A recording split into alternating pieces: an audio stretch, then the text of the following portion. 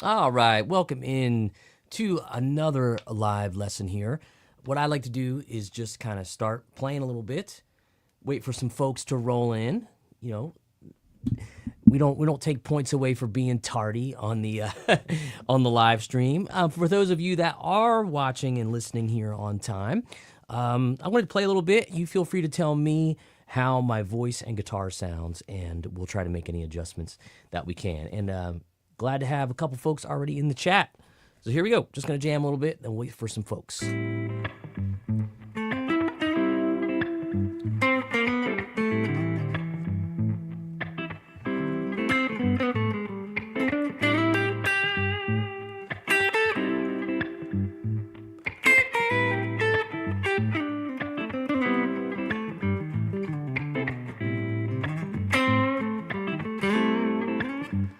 Yeah, that's what I wanted.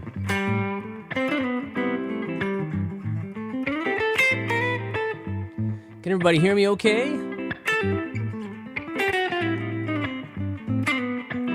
All right, thank you, Mauricio.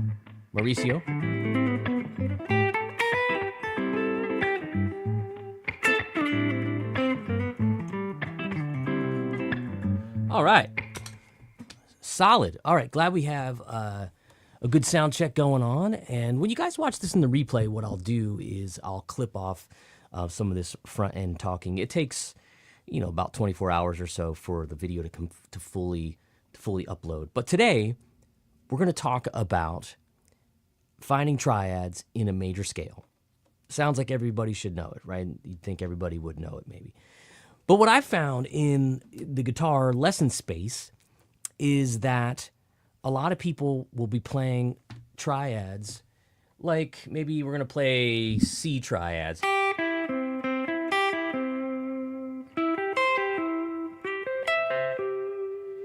And what I find is that a lot of folks have trouble saying, well, how am I supposed to turn that into any kind of soloing vehicle? And what I like to do is say, well, don't worry about it because we have another option for you. And before we get into that, I want to say that I am battling back from the worst bout of the flu I think I've ever had in my life. It was debilitating. So I might sound a little stiff, a little scratchy, might have to cough every once in a while. So you get it. Just bear with me there. But check this out. We're going to take a C major scale. And what we're going to do is just, first of all, I've been doing this with a lot of my students at Working Class Guitar, where we just take a C major scale.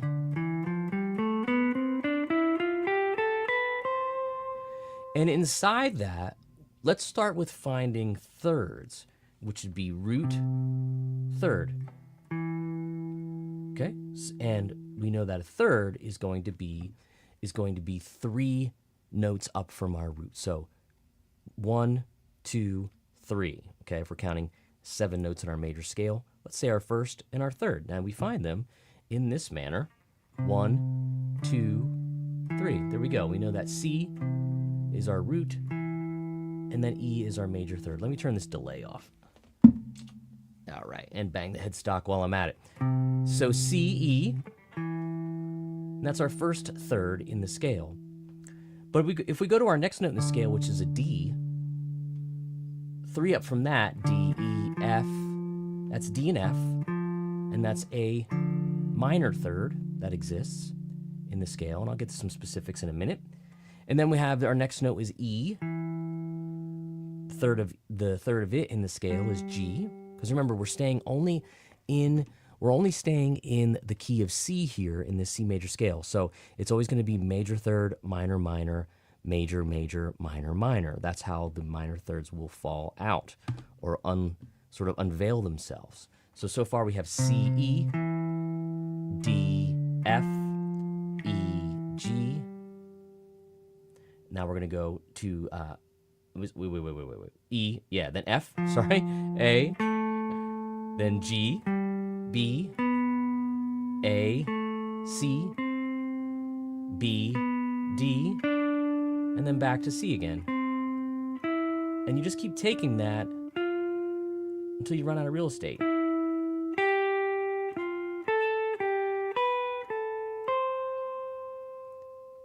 Now, from there, what we can do is add one more note, And now we have a C triad, but not like this or this. Let's tune up a little bit while we're at it. I just put new strings on the old callings here. So now we have C, E, G, D. We know we have F. Our next note is A. And how would we find that if we didn't know? Well, let's go back to C. Once again, count up in threes. 1, 2, 3. There's our answer. 1, 2, 3. There's our answer there. C, E, G. And the same goes for D, F. Count up 3 from F. And you get A, D, F, A. There's a little D minor chord. You could even play that if you wanted to. E minor, E, G, B, F, A, C. There's my F chord.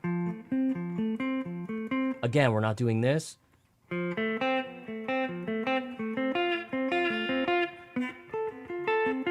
not doing those. We're doing them in more of this fashion. Now, if we move on from F, G, G, B, D. Now we can play A, C, E, A minor triad, and then a little B diminished triad, B, D, and F, a minor third, a minor third, and a minor third. Well, 2 minor thirds. And then keep going.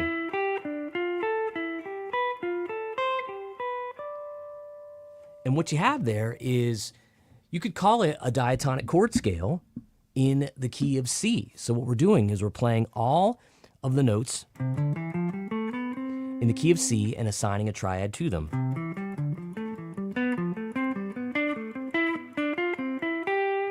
And keep going until you run out of space. Now, the thing is that if we play that in 4 more patterns throughout the guitar, we'll have a series of 5 patterns around the guitar for major scales, and then we'll be able to pick out our triads within them. Now, for those of you, let me see if I did it. Let's take a look here. What we want to do is, how about this? Boom. Let's check this out. We want you guys to follow along, so we want to drop you in. Here's a link to just that first.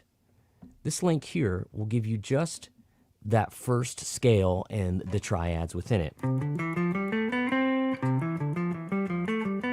There's your thirds, triads.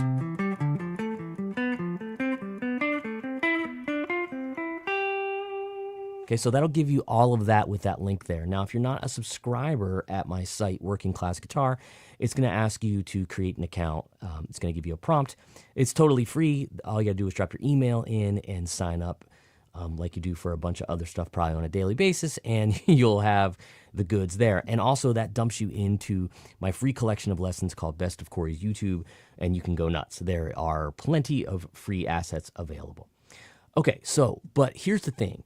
Now, what do we do to actually play some music with that? Well, what I like to do is I like to take that text off the screen. There we go. And what we're going to do is just play one chord. And in this case, I'm going to play an A minor 7. And I think that's what I have looped. Yeah. I just want you to think about that chord. Yes, you can think of it as the Aeolian mode that we're going to play. And then sometimes even with a single minor 7 chord like that, you could say, well, I'm going to play a Dorian scale over that. And that's all totally fine, because frankly, it also all comes from the C major scale anyway. There are a few ways you can look at that modal projection. But what we're going to do is just look at it from a triad perspective today. And we're going to take what we just talked about and see if we can play around with it. So if I'm playing over that A minor 7 chord, I know that there is an A minor triad within an A minor 7. And that's what we just learned, in addition to a lot of the other triads that we just talked about that are all within the key of C.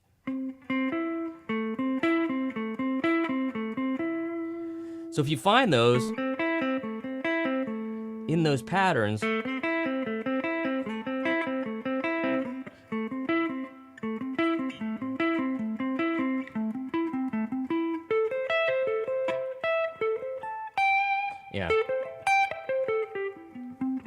So you can find those a bunch in these different patterns, and we'll eventually flesh all those out at Working Class Guitar, and they're even going to be in a new course that I have coming out probably next month that will be a focus just on major scales and, like, we'll call it the Ionian mode, but then we'll also say the Aeolian as well, so we'll have natural minor. Those to me are the two best places to start for any kind of contemporary guitar soloing with major scales and understanding theory as well. I think a lot of us get into the deep end too quickly when it comes with, when it comes with modal playing, and we start to kind of run before we walk, when a lot of answers can be deduced just to a simple major or natural minor scale. So let's take an A minor 7 chord. I looped it, and what we're going to do is just play that A minor triad over top of it. Sounds perfectly fine. Now, once I get to know them really well, I can find them anywhere on the guitar, but not necessarily in this way.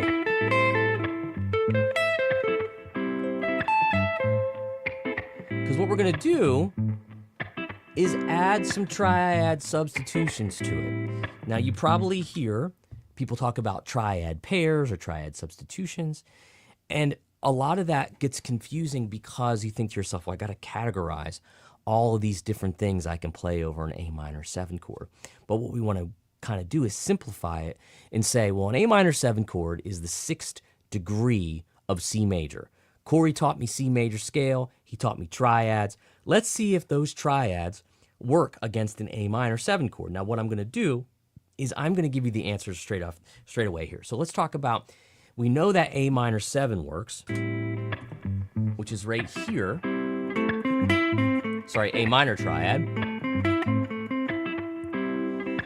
Now what we can do is add another one to that, and we're going to play a C major triad over top of that chord. And it gives me every note I need except for A. It gives me a C, which is the flat third of A minor 7, the E, which is the 5th, and then the G, which is the flat 7 of that A minor 7 chord.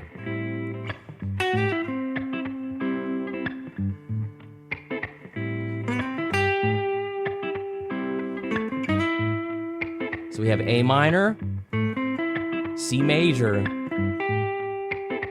So now we know that a C major triad and an A minor 7 triad will work.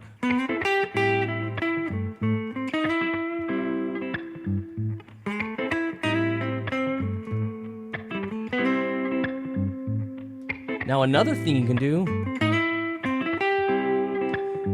is we can substitute an E minor triad over top of that chord. Just making sure my ears aren't playing tricks on me here.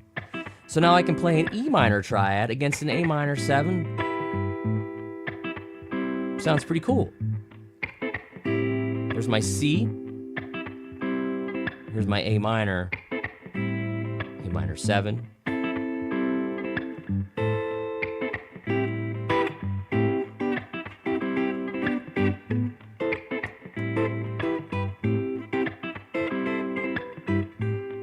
So we got 3 triads working over that one chord.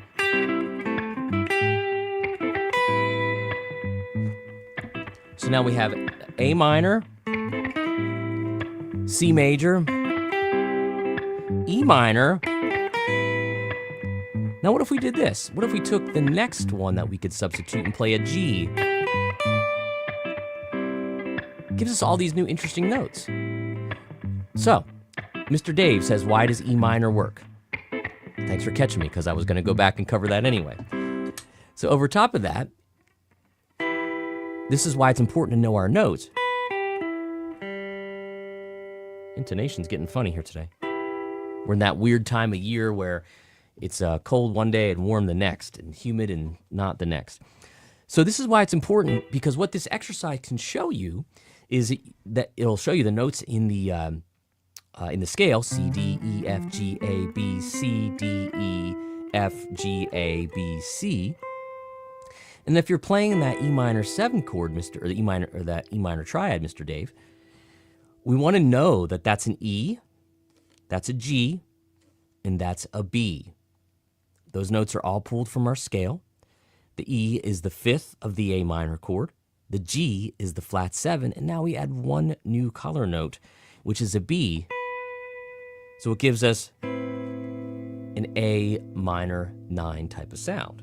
So when we're playing that A minor 7 groove, and we want to play that note over top of it from an E minor triad, for instance, we get the sound of an A minor 9.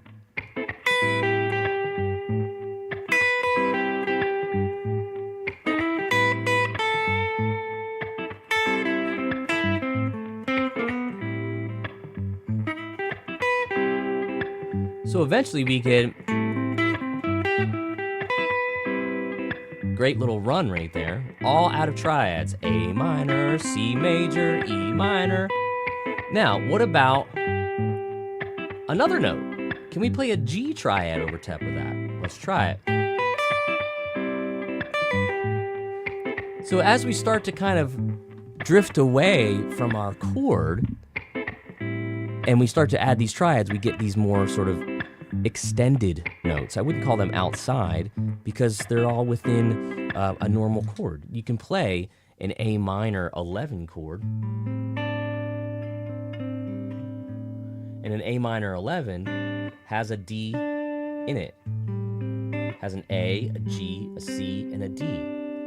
So what happens is our G triad, G, we said that already works for the A minor 7, it's the flat 7, the B is the 9. And then if we add a D from that triad, we get that 11 sound. The higher the number, the further away from the sort of initial tone of that chord.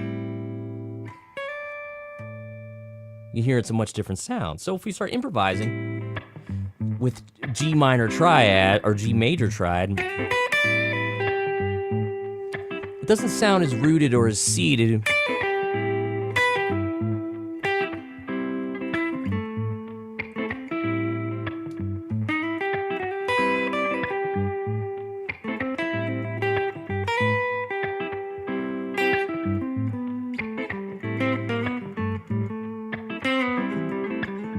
So A minor, C, E minor, G.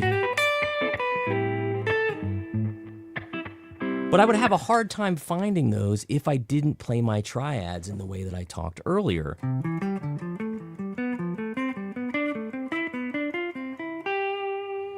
I think that's a really, really valuable way to know your triads. So I can find them anywhere on the guitar, and I can start to employ some of that substitution stuff, which sounds really good.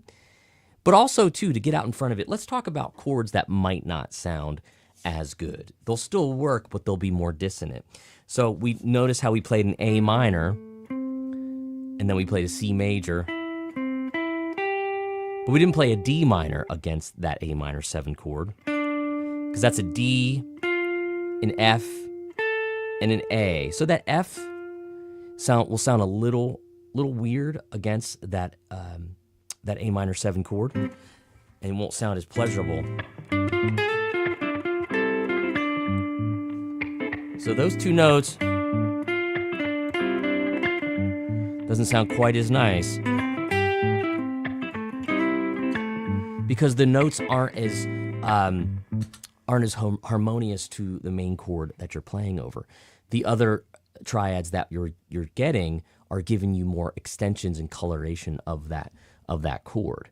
And as I'm listening to myself post flu, I definitely sound like Froggy, who I think was my favorite Little Rascals character. So yeah, we're gonna get back to that, but I want to talk to the chat a little bit. Whoa, super chat from Ari. Thank you so much. Great to have you here, Ari, and I appreciate it. It's my pleasure to give the endless supply of practical and great wisdom. It's my pleasure. Thank you so much. No problem with being late to the party. We are happy to have you. Are you using flat wound strings? No, I'm not. I do like flat wound strings, but I don't use them often.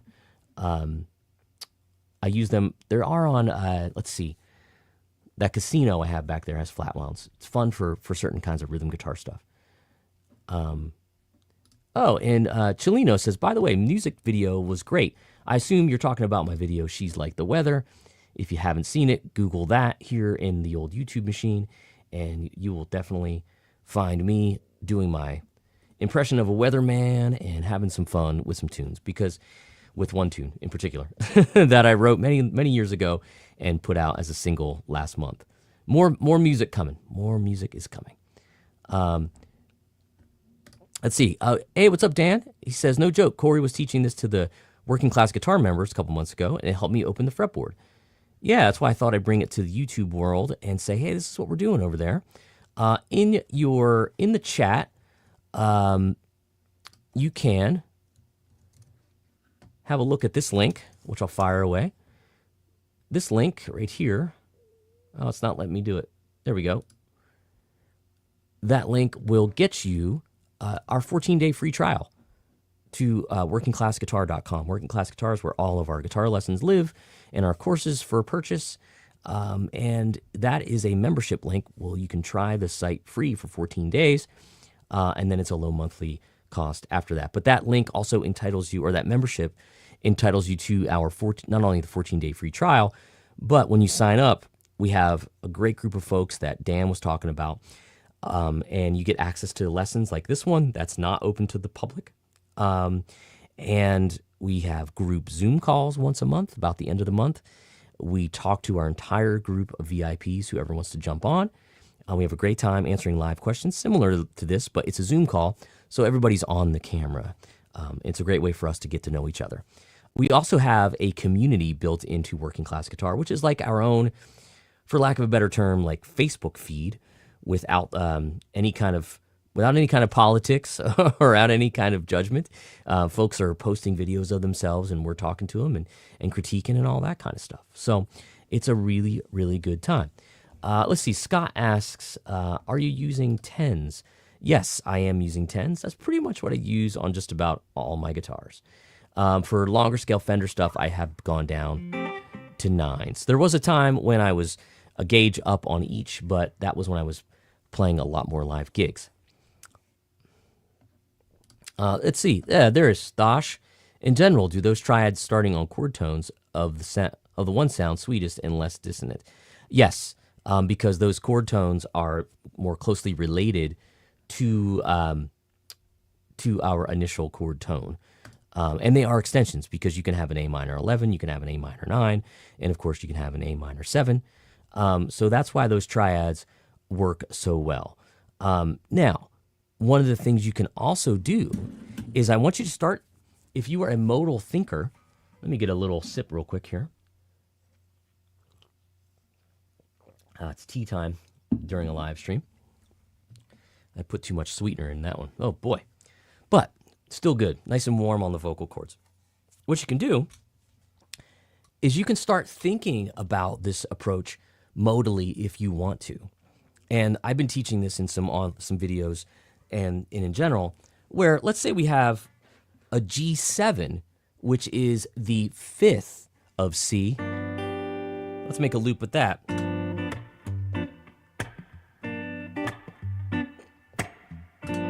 Let's do a better one. My crock hit it.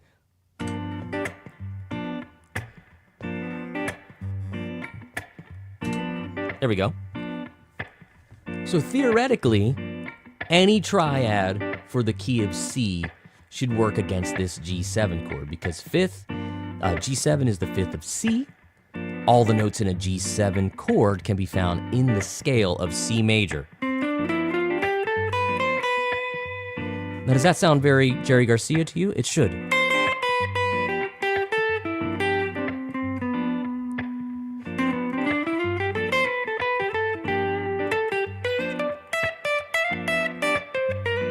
Right?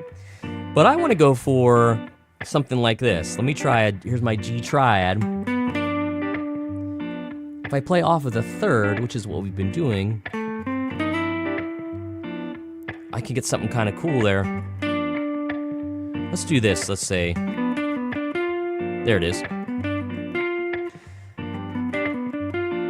off of that third, if I play a triad, it gives me that B diminished, which is just B, D, and F, which is the flat third, fifth, and the third, fifth, and flat 7 of the G7.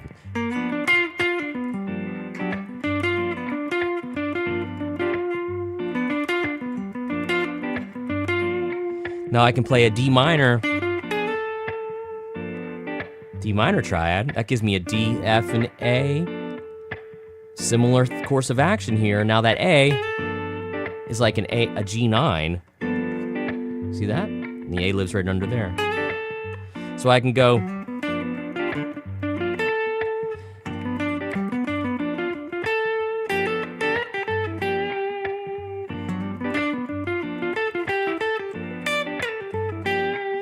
Can I take it further? Can I go F?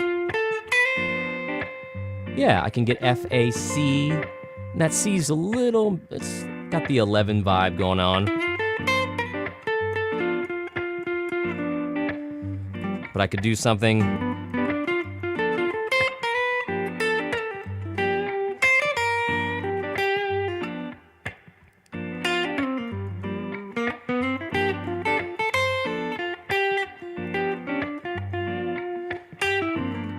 Let's do something like this.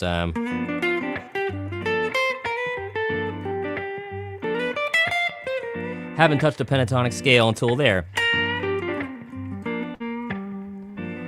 Now what's cool is if I grab a D minor, then an F, those sound good, but I can also go right back to my minor pentatonic sound that I know is going to be good over that G7. So D minor, let's get over here. F,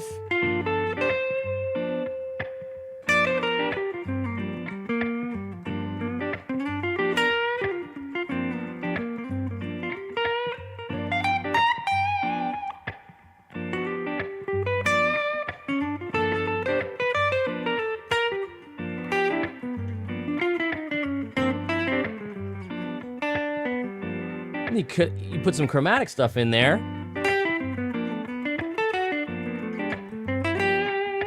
And you get some cool stuff happening, because if you play C, C,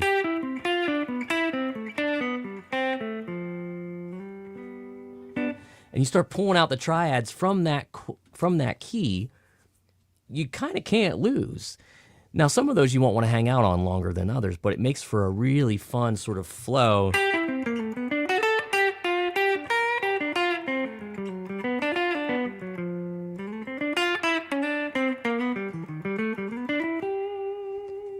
So yeah, so you get lots and lots of options. Let's take a look at the chat. Oh, great, we got another super chat. Thank you, Michael G.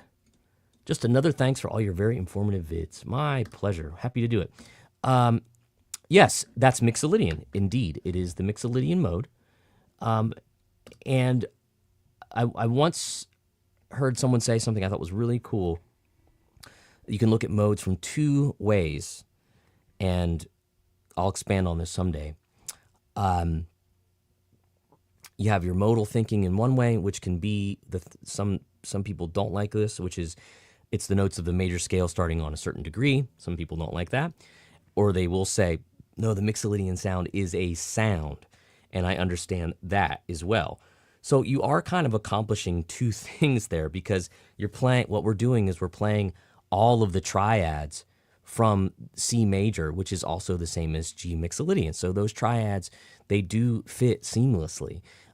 If you were to take a G7 scale, which would be G Mixolydian, and repeat that in that same sort of triad substitution thing we're doing, it's the same thing. It just depends on what is more comfortable for you.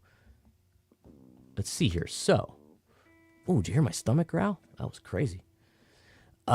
Great tip, Stosh says. I think you covered that minor 7 flat 5 hack in your hip blues course on TrueFire. It is a good course, and I appreciate that. Yes, kind of, sort of, because people learn differently, Stosh, and this is one of the things I like to do. What I kind of grew up learning was like tricks and tidbits try this arpeggio over this chord, try this arpeggio over that chord. And then as I started teaching more, I said, well, wait a second.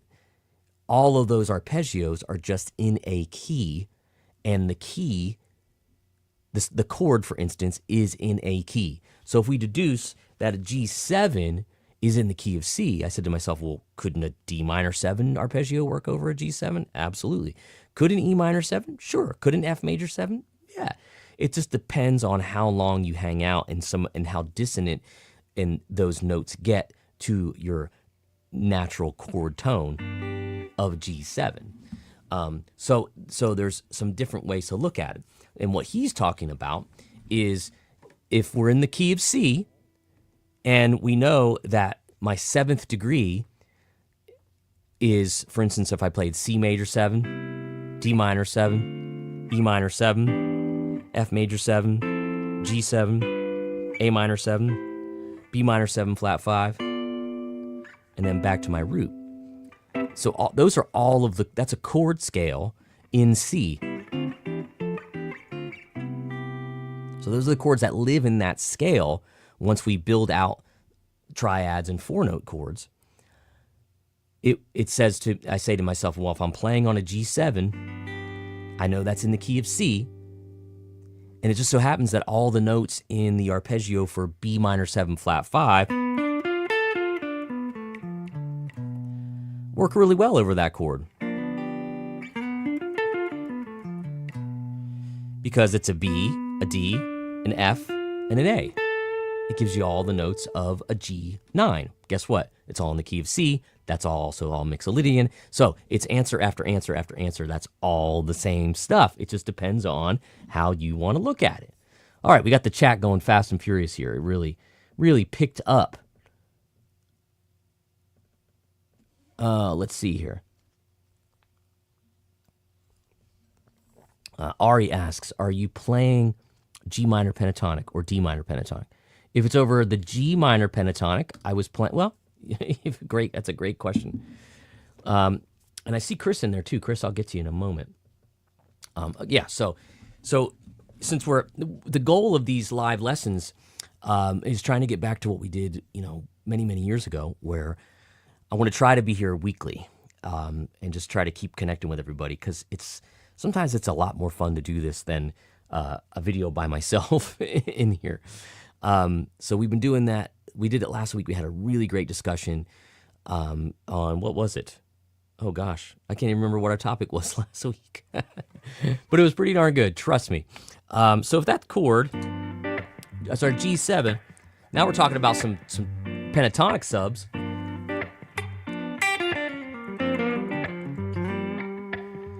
We can get, obviously, G minor pentatonic over a dominant 7 chord sounds good. But what if we played D minor pentatonic over that chord? We'd have a D. So that is, again, new strings. That's our 5th. That's our F. That's our flat 7. That's a G. That's our root. That's an A. That's a 9. C. There's an 11, we'll call it. And then the D back to our root.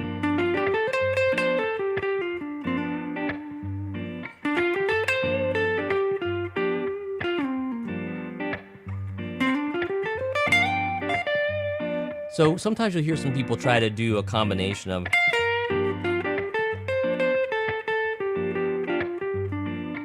you can kind of get slick with that if you want.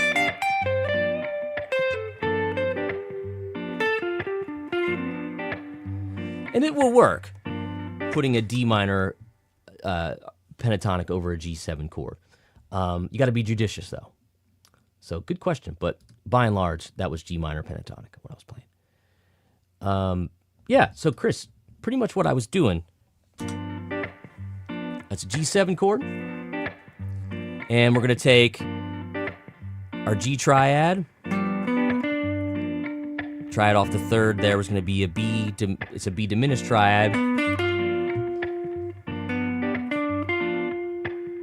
we can take a D minor off of that.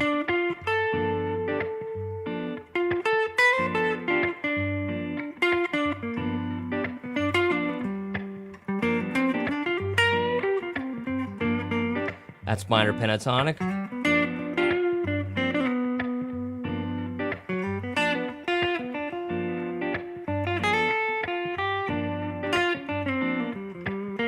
But the trick is you have to know where all your triads are in that key. So even though it's a G7 chord, I want you to think of the key of C.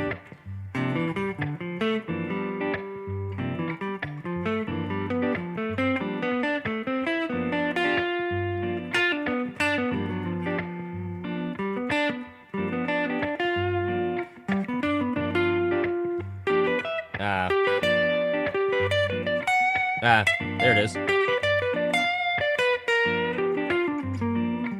So what I like to do in those instances is always just kind of play a triad and respond with a scale idea. I use this all the time. D minor to a G minor pentatonic.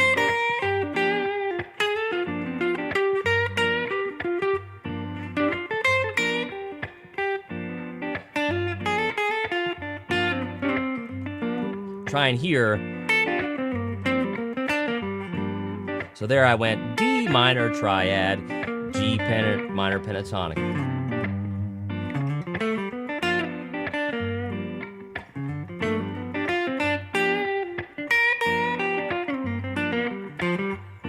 What if we did...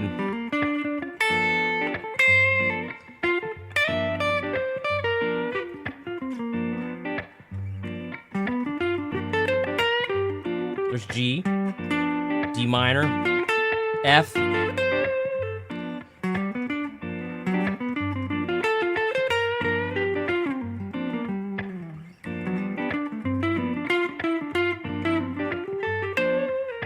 now sometimes I'll even use a triad that's not in that sequence, like I might play a C, D minor, E minor,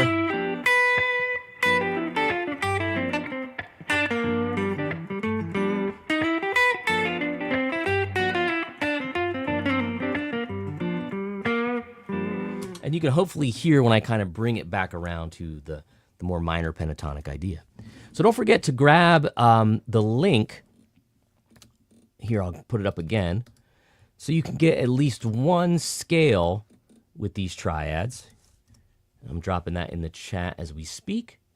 And it's right at the bottom. Here we go. That's going to give you the free PDF that I'm giving you guys with that scale and finding the triads. Oh, thanks, Michael. Go walk your dog and have a good time. Sounds like a good time to me. I love dog walking. Thanks, Doug. Appreciate that. Let's see here. Hey, Jared. Good to have you back. Wondering if you have any courses that generally take you from an average pentatonic noodler to these more jazz, blues, congealio. Hard to know where to start. Let's see. So actually, this year, hopefully by the next month, we'll be putting out our major scale course, which is major, natural, minor, and it will have a little bit of this in it. But it's going to be more about kind of melodic stuff within the confines of a major scale. And for a lot of folks think major scale, they think they have to play, didn't know spacebar could do that. That's cool. Let's see, I don't even play.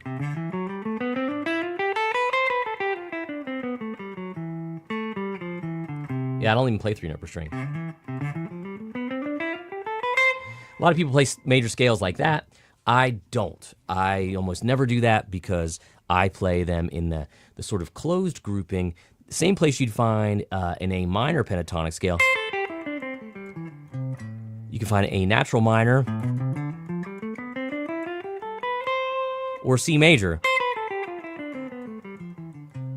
So it'll be a natural progression. I learned backwards, and a lot of us learn that way because so much of the music that we want to play is pentatonic driven, and then we start to kind of fill in the gaps with major scales afterwards. All right, so be on the lookout for the major scale course coming, and then there will be a triad course that'll be piggybacking off of the stuff that we're talking about today. But that's it. That being said, the arpeggio courses that we have are definitely worth it, Jared. Oh, and what if it was the key of D? G is in there too. Okay, yeah, but what's the chord? What chord are we playing over? So if we're playing over key of D, let's see. Let's say we're playing over a B minor 7. Well, I know what he's saying. He says the G's in there. Yeah, but G7 is not in the key of D. Only a G major 7 is in the key of D. And then an A7 is the 7. So you wouldn't go playing the notes for the key of D over the G7 chord and expect to get a Mixolydian type of sound, because that won't happen.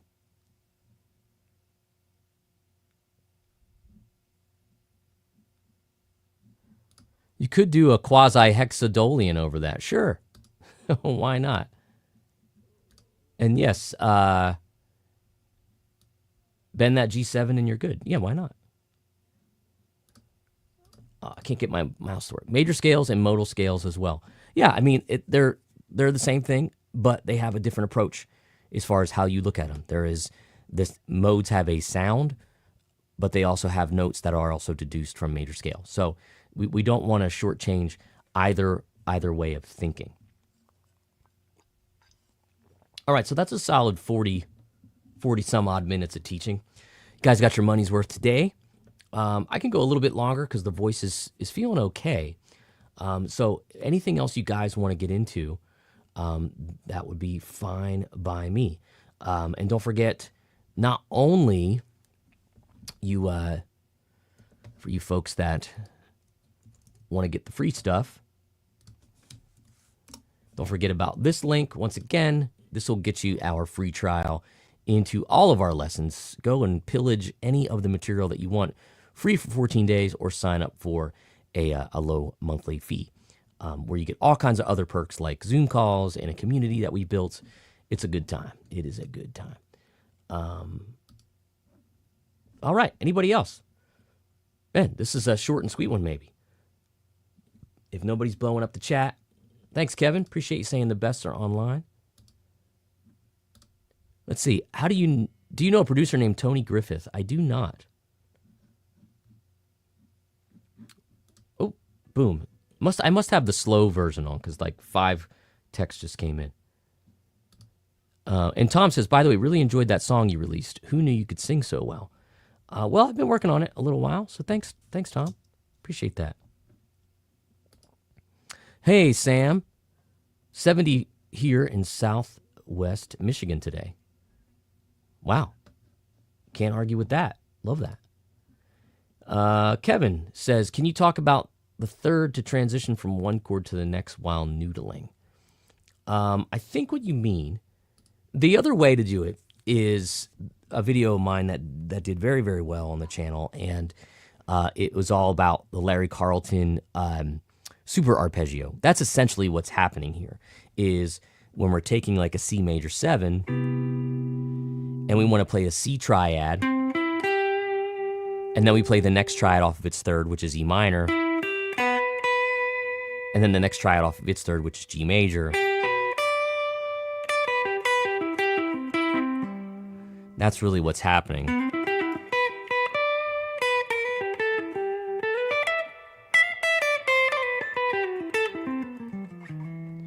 Is that we're playing them off of the third in the previous triad. And it always goes major, minor, major, minor, or minor, major, minor, major, depending on the order. So that's what you want to think about it. And it also comes off of the triads, off of the chord tone, you could say, too, because we're playing off the root, we're playing a triad off of its third, playing a triad off of its fifth, then we're playing a triad off of its major 7 in that instance. Let's see here. All right. I need to take the courses before I can understand much of this, but I do get some of it. Very interesting and great playing. Well, Carol, that's why I'm doing these lessons like this, because it's a little bit of like one-on-one time that everyone can have with me and say, I'm interested in this course, but before I get started, how do I know if I'm ready? And then you can ask any questions you want. So that's what we want to do. Jared asks, any shows coming up? Yes, Underdog, March 21st in Nashville. That will be a fun one. And it got my schedule's kind of all over the place, so it's been really and some of my band members have been in and out of town, so it's hard to book around everybody, and it's hard to just get any reputable business to call you back to book a show. It's the biggest pain in the butt in the world. It makes you want to not do it at all, and that's why I'm like playing like 2 of the same places in Nashville, because I can't any places to call me back. It's just silly. It's like I have people that want to come out to watch. I got these particular numbers on social media platforms. It doesn't mean anything. It doesn't matter to them. They don't care. Yes, Dan, to answer your question, yep. We got a March date. We don't have anything in April. Actually, we do have one weird little thing in April. But you guys can always check CoreyCongilio.com. Always post the dates there, and you can join bands in town if you hadn't, and you'll get emails from when I'm playing. It'll send it out automatically. So Scott says, just learned cage, learning the accompany arpeggio scales, etc. How can I apply this teaching to that? You're asking the wrong guy, because I never teach cage and I never play cage. Because to me, it's all triads. And what we just did was everything you can do in caged right there. But I think it's actually more interesting. And if I had a nickel for everybody that says, I learned caged, now what do I do? I don't know. I didn't teach it to you because I don't teach caged. It's just not, for me, it makes more sense to learn major scales than triads than to say, well, it's a G shape that I move up to a C. And now I have this. What do I do with this? That just doesn't work for me. What works for me is learning the major scale, learning thirds, learning triads, learning arpeggios. And to me, that's what works for me. But that's just how it works. I won't teach anything. Caged is like it's kind of like it's a real clickbaity thing, because as soon as you teach caged, I'll get a bunch of people that'll be interested in it, and it'll look like this great shortcut to how to learn this stuff. And then they'll say, well, how do I use it? And I'll go, oh, because I don't use that as a vehicle for improvising. It just, to me, it's not how I learned. So hopefully that helps. Or not. Question about your video. Were you expecting that umbrella to close on you? Oh, that's a great question. So what Rich is talking about in my video, she's like the weather. Let's see if I can do this. I can't. I wanted to add I could do it. He's talking about my music video. And there are some funny things here. Let's see if I can find it.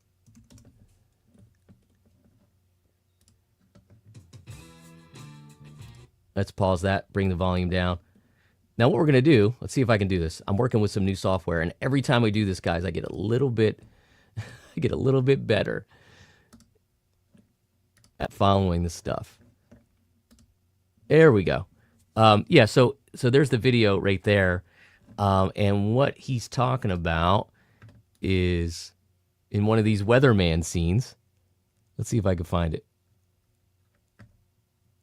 Oh, here we go. Watch this. So that's what he's talking about. Oh, you guys didn't see it. It didn't work. Oh, well.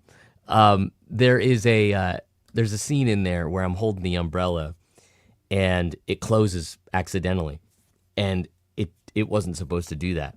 But the graphics, the video graphics guy that we used ended up making kind of a little funny moment out of it. So glad you caught that. That was cool. All right. Hey, oh wow, thanks for watching all the way from Argentina. Awaiting the next video, nudge, nudge, wink, wink. Well, Mr. Analog Simple Man, feel free to contribute to any way that you can give me money, because that was the most expensive thing I think I've ever spent money on. It was really, really expensive. I'll do more videos that'll be a lot simpler, hopefully, but it's, yeah. It was a lot of money, but I wanted to do it once. I wanted to do it right. Felipe says, what's the number one exercise you would recommend on this topic to stop procrastinating and start playing and practicing? It's a great way to do it. If you download that free, it's the link I gave you for free. Let's find it again here. So I can put it in the chat. It's coming in a moment. And it will do that whole major scale triad thing that we did.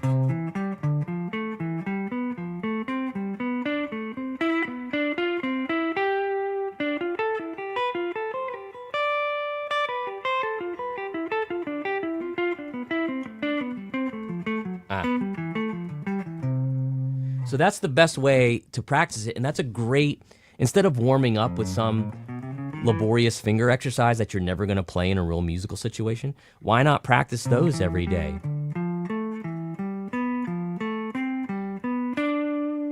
And as we develop them more at working class guitar, we'll have them in other patterns and we'll eventually outline the entire guitar. So that's a good way to kind of practice.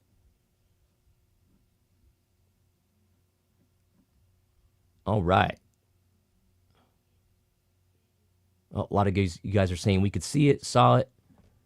Not sure what you're talking about. Let me know. Let me know. Yeah, arpeggios are my favorite too. Music notes, sir, because they just tell the story. They just outline everything, and there's so many ways to do it. Because once you're in that scale, another thing that we've been working on is C major 7, D minor 7. E minor 7, F major 7, G 7, A minor 7, B minor 7, flat 5, C major 7. So yeah, that's all coming next.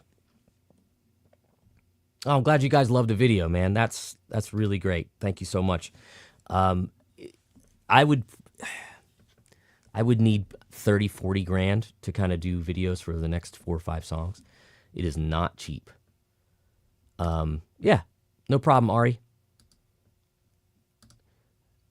And Sam says the challenge with these is which finger to use, position switches, etc. Well, hopefully you'll see it in the diagram that you're downloading. It's all right there. Like whatever finger you're using to play the scale, that's what you can use to start the arpeggio or the triad in that moment.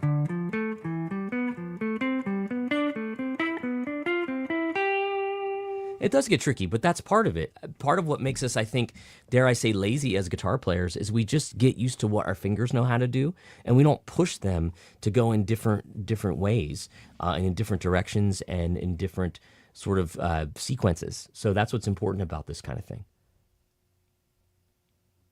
Let's see, they do, and scales are your strength as well. I taught in the early 2000s, got into bluegrass now instead of jazz. Well, Godspeed on the bluegrass thing. I gave that up a long time ago. I just didn't. It's interesting, those styles of music like bluegrass, jazz. It's hard to get, I think, really fluent in them without playing them with people. That's the biggest thing. When you're playing music that's got improvised qualities to it, it's hard to grow as an improviser if you're not doing it with other people. Oh, good. So Kevin said, yeah, we could. Whoop. Now they're coming in faster than I can click. Kevin said we could see the video. Okay, great. Yeah, this new software I'm using, it likes you to have a second monitor, which I don't have set up right now. How do you compose a tune that sounds fully in the key of one? I'm not sure I understand that one, Darren.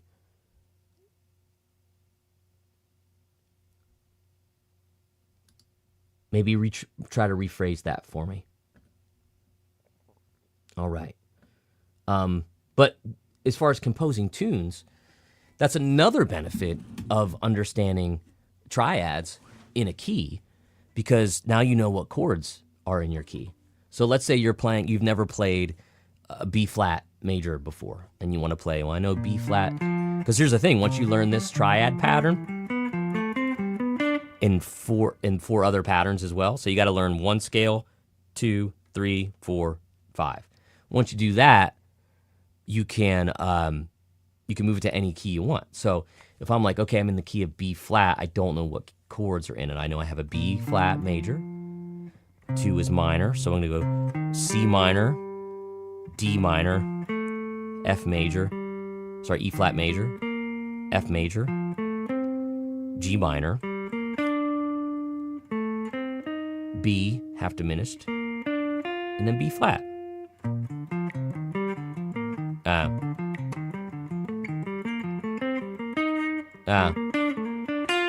Come on, Corey.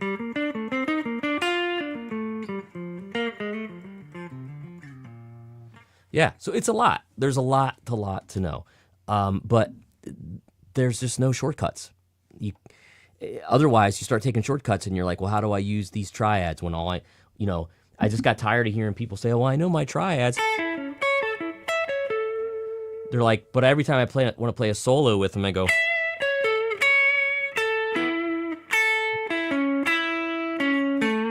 And it sounds like some, bad patriotic song.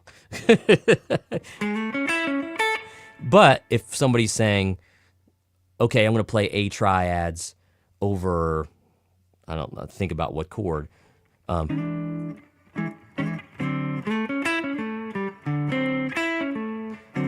can play them in that D key, in the key of D, because I have an A. And there you go. You can start to kind of pull substitutions, and you can pull things from a particular key and use the triads within it.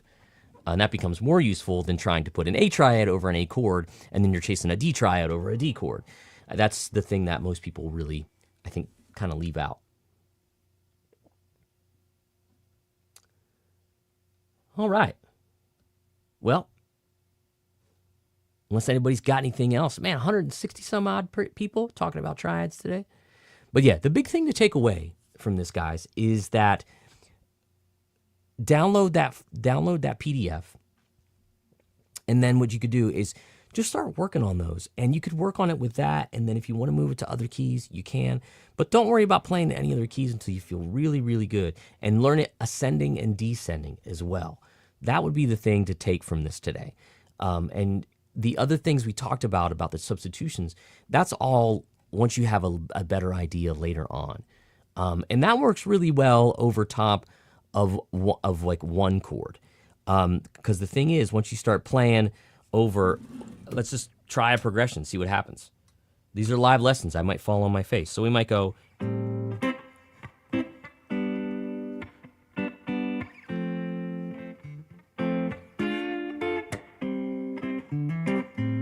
Let's do something like that.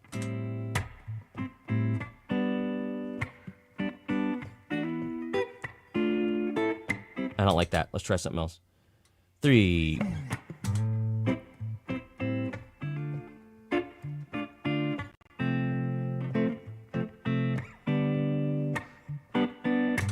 I stopped it too early. I got anxious. 3, 4. Get it this time. One more time. Sorry. Boom.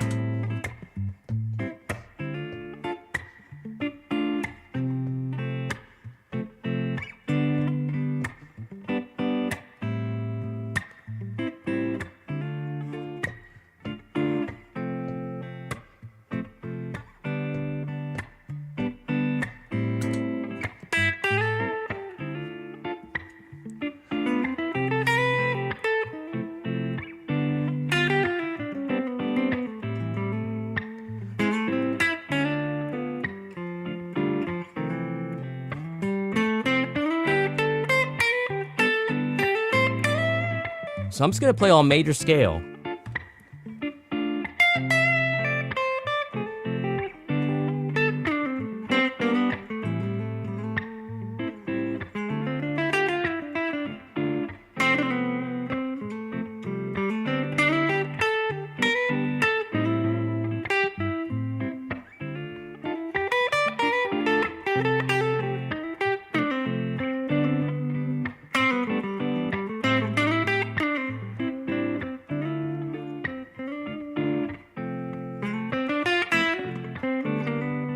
Now what I can do there is I can go.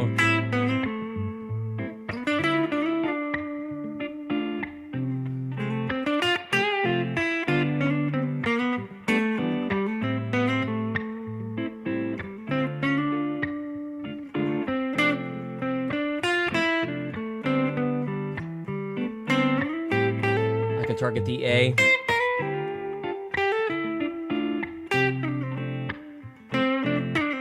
No, I didn't target the D minor as much as I should. Let's try it again.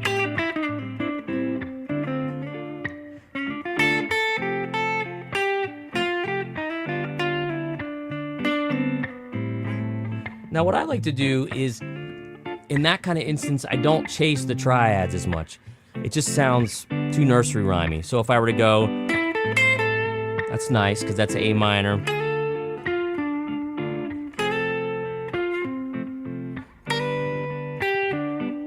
Now that all works because I chased A minor, D minor, F.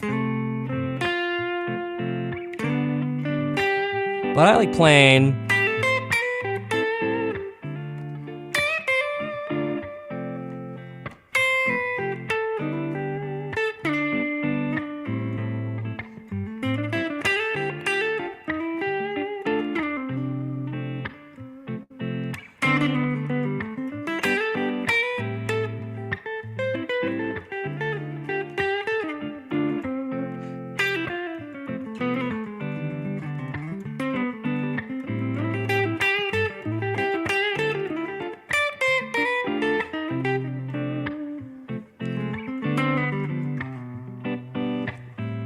And a lot of times what I'll listen for in progressions like that is the first chord and the last chord, because I know it's going to live on that G, and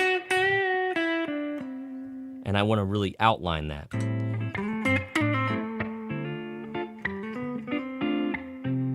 That C works over the D minor 7, C works over the F.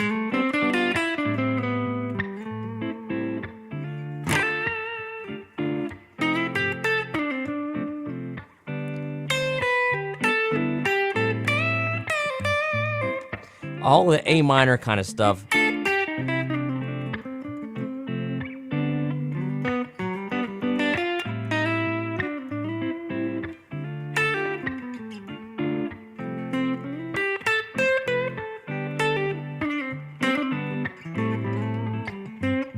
And I'm fine with all that because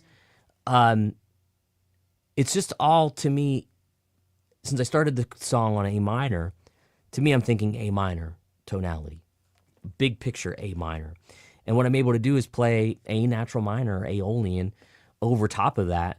And if I want to play G7, or G arpeggio, or G triad, over top of that chord, when it gets there, I can. But you could hear if I play...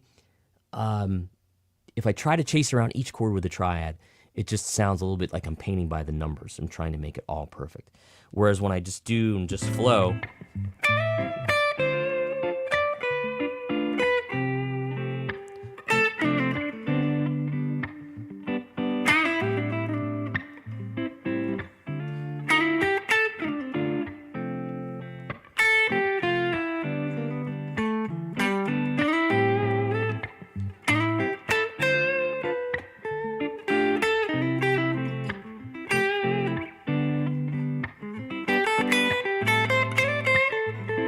what I'm doing there is trying to just play A minor over top of it. But take that idea that we talked about almost an hour ago. A minor, C, E minor.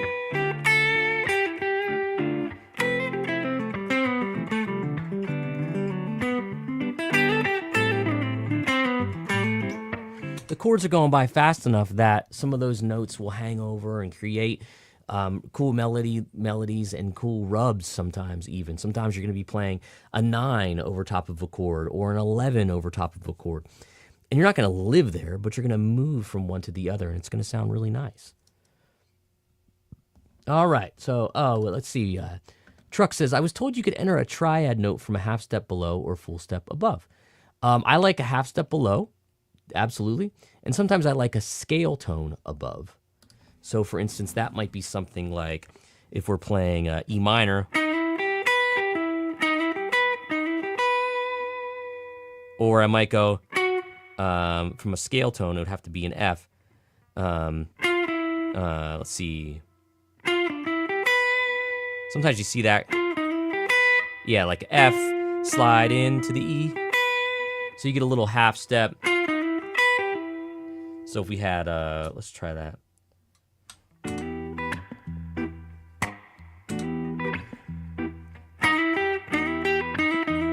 It's a great way to start using a triad or an arpeggio.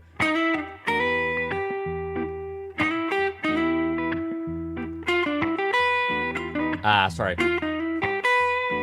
So you could kind of do that. Probably this. Because if it's E minor, I'm thinking key of G.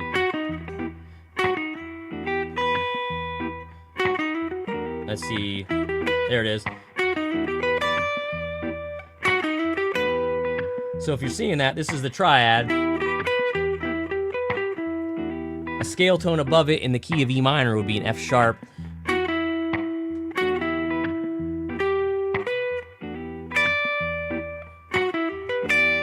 What you could do is, there's a great lick right there. F, slide in, play the triad or the arpeggio.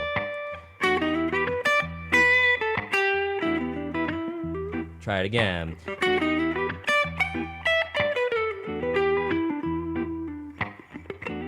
Here it is.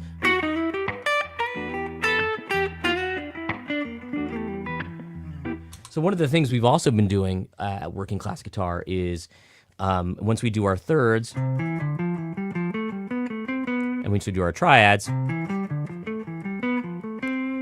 you could do half steps into those.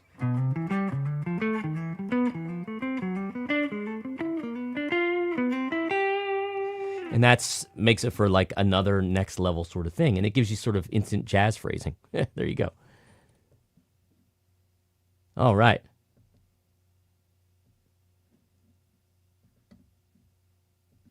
Hey, Doug from Denver. You made it, Doug. No worries. You can go back and watch. We're going to be trying to do this as many times a month as we can, Doug. So keep your ears peeled. For my folks that are subscribers to Working Class Guitar here, you noticed that an email just went out. We feverishly said, let's get an email out. Let's make sure they know. All right. And you know, guys, we can talk about more than guitar stuff here, too, when we do our lives. I want to make this like the place where we can just hang out as often as we can. But yeah, I'll always come with a little topic. Sometimes we might just do an AMA. So always be thinking about that. What can we chat about? All right. Thomas rolls in, and oh, hey Doug. So I love that you're doing this live stuff more often. Makes me think back to 2021. Yeah, and that's what you're late to the party, Doug, but we've definitely brought that up. At least I have, about how much joy that brought everybody and how much we enjoyed that. And it really helped us sort of start the community that we now have and that we continue to build. So I'm thankful you're a part of it with a handful of other folks. Yeah. It was, Sam, Thursdays at 1 p.m. was the routine. I could still do that. I'm trying to catch some other people getting off work, and it's still not too late for those in Europe. But I don't know. I think between 1 and 3 o'clock is probably good. Hey, thanks, Tom. Appreciate that. Where's the download? Let's throw the download link again, and hopefully if we do it sooner in the day, we can have BV be our moderator. BV loves to help. It's just not good for BV's time zone. Be great to get recommendations of blues jazz albums we should listen to, if that's okay. Well, it depends on what it is you're looking for. When it comes to these styles, these players, I love George Benson, Wes Montgomery, Kenny Burrell. Those are all great jazz guitarists that play the blues quite well, I should say. And once you kind of get into that, you're just going to hear it more and more. It just depends on what style you're interested in.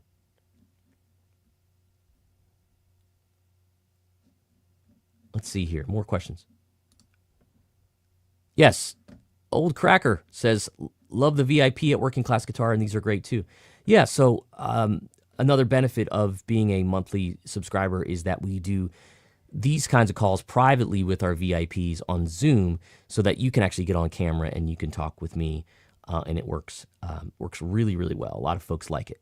And that's just one of the few perks that we offer at Working Class Guitar, in addition to hundreds of guitar lessons and downloads for your monthly fee, which is lower than most streaming services. To all the ART members, you get a phenomenal amount of material for such a reasonable price. Well, thanks, Doug.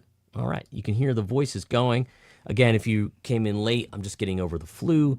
It was the worst bout of flu I've had in some time. Yeah, I've had other illnesses that I would, oh man, didn't put me down like that one did. Like, can't get off the couch type level. Yes, George Benson Cookbook is definitely a great place to start. It's my favorite place to start, for sure. But yeah, you just kind of have to dive in and start listening to as many people as you can. I love Oscar Peterson as a piano player. Any of his blues is like freaking mind-blowing. So good. Yeah. Well, listen, everybody, that was fantastic. We did over an hour today. And, we got a couple buddies coming in before we say goodbye. Our buddy Amos, is this class different from your first arpeggio class? If you're talking about the boot camp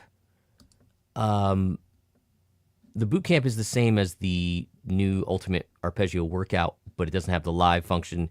It doesn't have the interactivity that we had. So we're basically repackaging some lessons that I thought would benefit a lot of people. So there you go. Hey, Danny. Oh, Danny, hey. Nice. Thanks for being here.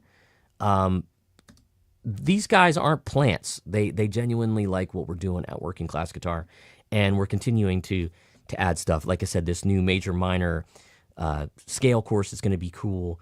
We're going to continue to add to some of the VIP only videos. Between putting out the music last month with just for one song, it's a big campaign. So it took a lot of time, and then I got sick and some other things. So, trying to dig back in. Yeah. So, all right, everybody, I'm losing the voice, so I'm going to go. But let's do this again next week, and bring your questions, and we'll talk about something else that hopefully will be fun and exciting. All right, everybody, so good to have you on the stream. Grab the links, and we'll also have them in the description, and you can find them there. If you got any questions, reach out to me at Corey Congilio at corey@coreycongilio.com or at support@workingclassguitar.com. And I'm going to go rest the voice. I'll see you next time. Thanks, everybody.